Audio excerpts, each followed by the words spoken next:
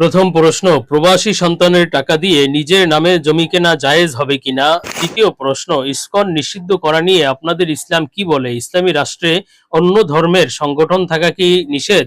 তৃতীয় প্রশ্ন, হুজুর কোন স্বপ্নগুলো দেখলে বুঝবো শীঘ্রই প্রচুর টাকা পাবো, ধনী হব, সেই স্বপ্নগুলো কি কি।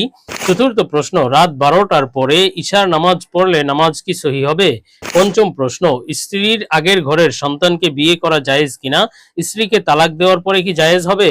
আসসালামু আলাইকুম ওয়া রাহমাতুল্লাহি ওয়া বারাকাতুহু। আলহামদুলিল্লাহি ওয়াহদা ওয়াসসালাতু ওয়াসসালামু আলা মান লা নাবিয়্যা বা'দা। প্রিয় দর্শক, অত্যন্ত গুরুত্বপূর্ণ অনেক প্রশ্ন আমরা আপনাদের কাছ থেকে পেয়েছি আজকের এই ভিডিওতে। তন্মধ্য থেকে উল্লিখিত নির্বাচিত গুরুত্বপূর্ণ 5টি প্রশ্নের জবাব নিয়ে বিস্তারিত আলোচনা করবে ইনশাআল্লাহ।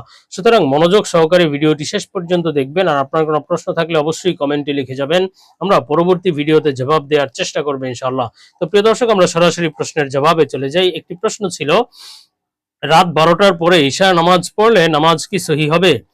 দেখুন প্রিয় দর্শক, আসলে নামাজের মোট 4 ধরনের সময় আছে। একটি হলো হারাম সময়, একটি হলো উত্তম সময়, একটি হলো জায়েজ সময়, আর একটি আছে মাকরুহ সময়। হারাম সময় হলো 3টি। একটি হলো সূর্য উদয়ের সময় যে কোনো নামাজ পড়া হারাম, সূর্য অস্ত যাওয়ার সময় যে কোনো নামাজ হারাম, এবং সূর্য যখন মধ্য গগনে থাকে তথা ঠিক দুপুরের সময় যে কোনো নামাজ পড়া হারাম। আর নামাজের উত্তম সময় আছে, বিশেষ কিছু নামাজের বিশেষ কিছু সময় আছে উত্তম, যেমন মাগরিবের নামাজ দ্রুত পড়ে ফেলা উত্তম, তেমনিভাবে তাহাজ্জুদের নামাজ শেষ রাত্রে পড়া উত্তম, তেমনিভাবে ফজরের নামাজ যদি আপনি জামাতে পড়েন তাহলে একটু দেরি করে পড়া উত্তম, যাতে লোকজন আপনার জামাতে শরীক হতে পারে। তেমনিভাবে এশার নামাজ দ্রুত পড়ে নেওয়া উত্তম। আর মহিলাদের জন্য যে কোনো নামাজ আউয়াল ওয়াক্তে পড়া উত্তম, যেহেতু তারা সাধারণত বাসায় নামাজ পড়ে। আর কিছু আছে জায়েজ সময়, অর্থাৎ এই সময়গুলো বাদ দিয়ে এবং মাকরুহ সময় হারাম সময়গুলো বাদ দিয়ে অন্য সময়গুলোতে, সাধারণ সময়গুলোতে নামাজ পড়া জায়েজ। আর কিছু আছে মাকরুহ সময়। এই মাকরুহ সময়ের ক্ষেত্রে প্রথমত আপনার যখন সূর্য উদয় হয়, তো সূর্য উদয়ের সময় তো নামাজ পড়া হারাম। এরপর থেকে সূর্য উদয়ের পর থেকে নিয়ে প্রায় 20 মিনিট পর্যন্ত যে কোনো নামাজ পড়া আছে মাকরুহ, এই সময় নামাজ পড়া মাকরুহ।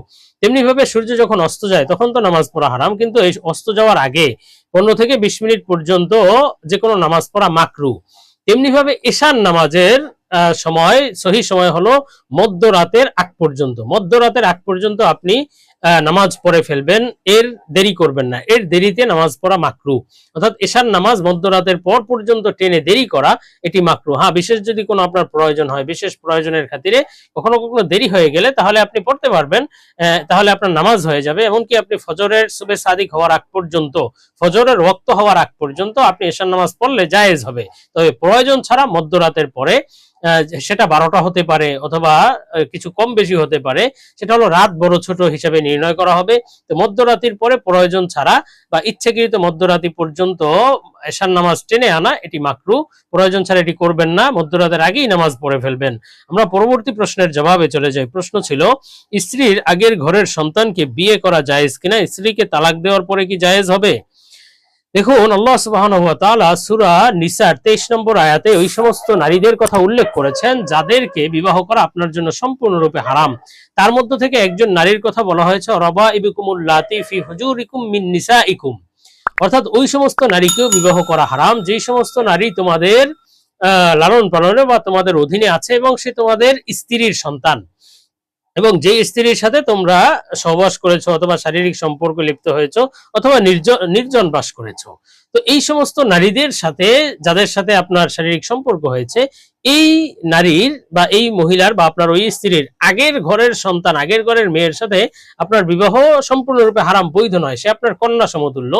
হ্যাঁ, যদি আপনি তার সাথে যদি সহবাস বা নির্জন বাস না হয়ে থাকে, এর পূর্বেই আপনি বিয়ে হয়েছে সাথে সাথে আবার তালাক দিয়ে দিয়েছেন, এমন যদি হয় তাহলে ওই কন্যাকে আপনি বিবাহ করতে পারবেন। কিন্তু আপনার স্ত্রী যার সাথে আপনার শারীরিক সম্পর্ক হয়েছে, তার কন্যাকে, তার মেয়েকে আপনি বিবাহ করতে পারবেন না। এই স্ত্রী থাকা অবস্থায় পারবেন না, এই স্ত্রী মারা গেলে অথবা তালাক দেওয়ার পরেও আপনি পারবেন না, কেননা সে সর্বদা আপনার কন্যা সমতুল্য হয়ে গিয়েছে। তো আমরা পরবর্তী প্রশ্নের জবাবে চলে যাই। প্রশ্ন ছিল, ইসকন নিষিদ্ধ করা নিয়ে আপনাদের ইসলাম কি বলে, ইসলামী রাষ্ট্রে অন্য ধর্মের সংগঠন থাকা কি নিষেধ। এখন প্রশ্নের ধরন দেখে বোঝা যাচ্ছে তিনি একজন হয়তো সনাতনী অথবা তিনি ইসকনের পক্ষের একজন ব্যক্তি। তো যাই হোক প্রিয় ভাই, আসলে ইসলাম অন্য ধর্মের সংগঠন থাকা, অন্য ধর্ম পালনের ব্যাপারে কোনো বাধ্যবাধকতা আরোপ করে না, কোনো নিষিদ্ধতা আরোপ করে না, বরং অন্য ধর্ম পালন ইসলামী রাষ্ট্রে বৈধ। এবং তাদের যদি সংগঠন শুধু তাদের ধর্মীয় সংগঠন হয় এবং সেই সংগঠন যদি তাদের শুধুমাত্র তাদের কাজবাজ নিয়ে তাদের কর্মকাণ্ডের মধ্যে সীমাবদ্ধ থাকে তাহলে সেই সংগঠন অবৈধ। কিন্তু যদি কোনো সংগঠন, যে কোনো সংগঠন যদি স্বাধীনতা সার্বভৌমত্বের বিরুদ্ধে দাঁড়ায়, ষড়যন্ত্র করে, চক্রান্তে লিপ্ত হয়, তখন ইসলাম সেই সমস্ত সংগঠন সমর্থন করে না এবং সেই সমস্ত সংগঠনকে আপনার সমর্থন করাও যুক্তিযুক্ত মনে করে না। কেননা ইসলাম ততদিন পর্যন্ত একটা সংগঠনকে অথবা বিধর্মীদেরকে অথবা যারা অন্য ধর্মের লোক তাদেরকে ততদিন পর্যন্ত ইসলাম স্বাধীনতা দিবে যতদিন পর্যন্ত তারা ইসলামকে কোনো ক্ষতি করার চেষ্টা না করবে। যদি ক্ষতি করার চেষ্টা করে তখন আর ইসলাম তাদেরকে সেই স্বাধীনতা দিবে না, বরং ইসলাম এ ব্যাপারে যথাযথ আপনার বিধান আরোপ করা বা যথাযথ অ্যাকশন নেওয়া, সিদ্ধান্ত নেওয়ার ব্যাপারে ইসলাম দিক নির্দেশনা দিয়ে থাকে। তো ইসকনের বর্তমান বিভিন্ন কর্মকাণ্ড যেহেতু স্বাধীনতা সার্বভৌমত্বের বিরুদ্ধে প্রমাণ বহন করে, বিভিন্ন বিষয়ে দেখা গিয়েছে, প্রমাণিত হয়েছে, সুতরাং ইসলাম এই ব্যাপারে অবশ্যই যুক্তিযুক্ত সিদ্ধান্ত গ্রহণের ব্যাপারে দিক নির্দেশনা দিয়ে থাকে। তো আমরা পরবর্তী প্রশ্নের জবাবে চলে যাই। প্রশ্ন ছিল, হুজুর কোন স্বপ্নগুলো দেখলে বুঝবো শীঘ্রই প্রচুর টাকা পাবো, ধনী হব, সেই স্বপ্নগুলো কি কি? দেখুন, স্বপ্ন আল্লাহ সুবহানাহু ওয়া তাআলার পক্ষ থেকে একটি হাদিয়া বান্দাদের জন্য। বান্দাদেরকে মহব্বত করে ভালোবেসে স্বপ্নের মাধ্যমে বিভিন্ন সময় বিভিন্ন বার্তা আল্লাহ তাআলা দিয়ে থাকেন, কখনো সুসংবাদের বার্তা, আবার কখনো সতর্ক বার্তা। আল্লাহ তাআলা যে স্বপ্নগুলো দেখান সেগুলো কিন্তু অবশ্যই সত্য, সহি স্বপ্ন, তার ব্যাখ্যাগুলো সহি। তো আজকে প্রশ্নের ভিত্তিতে আমরা এমনই কিছু স্বপ্ন সম্পর্কে আলোচনা করব যেগুলো অর্থ সম্পদ লাভের আলামত, ধনী হওয়ার আলামত। এ সম্পর্কে আলোচনা করব নির্ভরযোগ্য স্বপ্নের ব্যাখ্যার কিতাব আল্লামা ইমাম মুহাম্মদ ইবনে সিরিন রহমাতুল্লাহ আলাইহির তাবির রুইয়া কিতাব থেকে। হযরত মুহাম্মদ ইবনে সিরিন রহমাতুল্লাহ আলাইহি বলেছেন, স্বপ্নে যদি কেউ জঙ্গল দেখে, স্বপ্নে বড় কোনো জঙ্গল দেখলো অথবা যে কোনো ভাবে স্বপ্নে নিজেকে জঙ্গলের ভিতরে দেখলো বা যে কোনো ভাবে স্বপ্নে জঙ্গল দেখার ব্যাখ্যা হলো আল্লাহ তাআলা তাকে শীঘ্রই সৌভাগ্য দান করবেন, সে সৌভাগ্যময় জীবন লাভ করবে, সাথে সাথে সচ্ছলতা আসবে, অভাব অনটন দারিদ্রতা দূর হয়ে যাবে, প্রচুর অর্থ সম্পদ, রিজিক, নিয়ামত আল্লাহ তাআলা তাকে দিবেন, শীঘ্রই সে ধনী হতে পারবে ইনশাআল্লাহ। আর স্বপ্নে যদি কেউ জঙ্গলে নিজেকে একাকী দেখে, একাই জঙ্গলের ভিতরে ঘুরছে, জঙ্গলে আছে, এমন স্বপ্ন দেখলে বুঝতে হবে নিজের উপার্জনে সে প্রচুর সম্পদ জমা করবে, অর্থাৎ নিজে উপার্জন করে সে ধনাঢ্যতা লাভ করবে, ধনী হতে পারবে ইনশাআল্লাহ তাআলা। আর স্বপ্নে যদি কেউ দেখে যে এক দল নিয়ে সে জঙ্গলের ভিতরে ঘোরাফেরা করছে, তাহলে বুঝতে হবে প্রচুর সম্পদ তো সে পাবেই, সে ধনী হতে পারবে, সাথে সাথে আল্লাহ তাআলা তাকে মান সম্মান দান করবেন, সম্মান ইজ্জত বাড়িয়ে দেবেন ইনশাআল্লাহ। আর স্বপ্নে যদি কেউ জঙ্গলের থেকে বের হতে দেখে, এটিও আপনার জন্য সুসংবাদের বিষয় যে জীবনে আপনার আর দুঃখ কষ্ট থাকবে না, অভাব অনটন থাকবে না, টাকা পয়সা তো আসবেই, সব ধরনের দুঃখ কষ্ট বিপদ আপদ দূর হয়ে যাবে। আর স্বপ্নে যদি কেউ জঙ্গলে প্রবেশ করতে দেখে, এটি আপনার জন্য সতর্কবার্তা, কোনো চিন্তার মধ্যে পড়তে পারেন বা কোনো দুঃখ কষ্ট আসতে পারে। ইমাম জাফর সাদেক রহমতুল্লাহ আলাইহি বলেছেন, স্বপ্নে জঙ্গল দেখার মোট 4টি ব্যাখ্যা আছে। এর মধ্যে থেকে একটি ব্যাখ্যা হলো সে প্রচুর অর্থ সম্পদ লাভ করবে, শীঘ্রই ধনী হতে পারবে। আরেকটি ব্যাখ্যা হলো যে সে ভয় এবং পেরেশানি থেকে মুক্তি লাভ করবে, শত্রুতা থেকে আল্লাহ তাকে হেফাজত করবেন ইনশাআল্লাহ। তবে আরেকটি ব্যাখ্যা হলো যে তার ধ্বংসের আশঙ্কা আছে বা তার মৃত্যুর সতর্কবার্তাও হতে পারে যদি সে জঙ্গলে কোনো ক্ষতির সম্মুখীন হতে দেখে। তো আমরা পরবর্তী প্রশ্নের জবাবে চলে যাই। প্রশ্ন ছিল, প্রবাসী সন্তানের টাকা দিয়ে নিজের নামে জমি কেনা জায়েজ হবে কিনা? দেখুন প্রিয় দর্শক, এই যে প্রবাসী সন্তানদের সাথে তার অভিভাবকদের, পিতা মাতার সবচেয়ে মনোমালিন্যের সবচেয়ে বড় কারণ বর্তমানে এই বিষয়টি।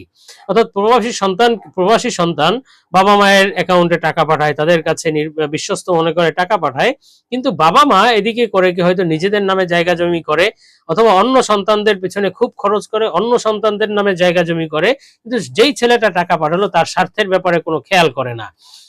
এই সমস্ত বিষয়ে পরবর্তীতে মনোমালিন্য দেখা দেয়, অথচ তারা মনে করে যে ও আরো বিদেশে থাকুক, আরো কিছুদিন থাকুক, তারপরে তার জন্য করব। এই চিন্তাধারা তো সহি নয়। এজন্য যেটাই করুক না কেন তাদের জন্য খরচ করলেও, নিজেরা খরচ করলেও অবশ্যই প্রবাসী সন্তান যিনি টাকাটি পাঠিয়েছেন, যার শ্রমের বিনিময়ে এই সচ্ছলতা পরিবারে আসছে, তার স্বার্থের প্রতি খুব খেয়াল রাখা। হ্যাঁ, তার যদি অনুমতি থাকে যে বাবা মা তাদের নিজের নামে জমি করুক, তাহলে নিজের নামে জমি করা জায়েজ হবে, অথবা ভাই বোনদের জন্য যদি সে অনুমতি দেয় সেটাও জায়েজ হবে। তবে ওই সন্তানের স্বার্থ রক্ষা করে খেয়াল রাখা উচিত। আর যদি অনুমতি না দেয় অথবা মৌন সম্মতিও যদি না থাকে, যে প্রবাসী সন্তান যদি এটা নিষেধ করে দেয় যে আমার টাকা খরচ করবেন না অথবা জায়গা জমির পিছনে খরচ করবেন না, তো যেই খাতে খরচ করতে বলবে বা সেই খাতে আপনি খরচ করতে পারেন, যেই খাতে খরচ করতে নিষেধ করবে সেই খাতে আপনার জন্য খরচ করা উচিত হবে না।